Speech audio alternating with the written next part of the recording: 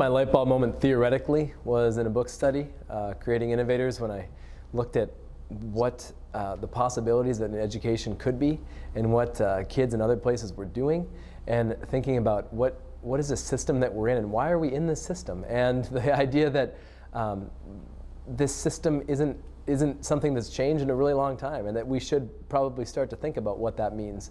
And do we need to have a completely new system? So that's theoretically that's where it was. And then when I started with kids, looking at some of the possibilities when you gave them some creative freedom, some possibilities for having them solve problems, of diving into a problem and then and failing a little bit and coming up with and kind of and recommitting themselves to finding answers to their problems and solving them and producing them in public ways.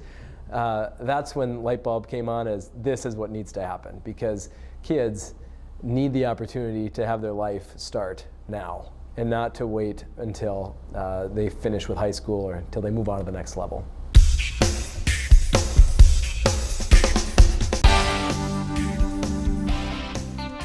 We talk in English class about how we need to write for an audience. Well, when the girls who worked on a sexual assault grant to bring books into our school, that wrote a grant that they were asking for $20,000, when they were told that in revision, when they were told that their proposal didn't quite match with what the grant was asking them to discuss, they had to spend 6 hours revising during the school day and skipping classes to do it. And because of that, that's real revision. In an English class, I don't get that. It's tough for them to revise when it's only for me. And so I think that when they see relevance in the skills and the necessary in learning parts, but then they're also developing skills of collaboration and communication that go beyond the classroom. And that's the biggest key, because they see that there's an audience available that is beyond the teacher or the school, and they can go out and do something there.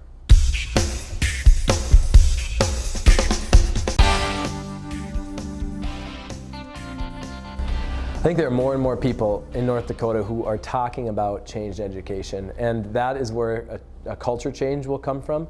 And that's the biggest key for us as teachers, is how can we get more and more people. As one of our leaders, Joel Schleicher in our district, says, we need to continue to move, and he says this all the time, that's why I quote him, but it comes from someone else, but the idea of move from pockets of innovation to a culture of innovation. And it's so important that it isn't just this one teacher who does something innovatively over here, it's how can we inspire others, and how can we get other people on board and say, I'd like to jump in with that. How did you do that? How can I create an authentic audience for my students?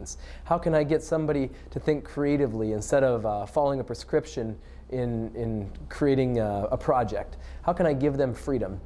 And I think the more we do that, the more teachers are going to see the possibilities of what students can create, and it's going to go beyond the standards and beyond the basics of what we can create in our culture. It can be something that can truly be a great piece, and that is more than just school.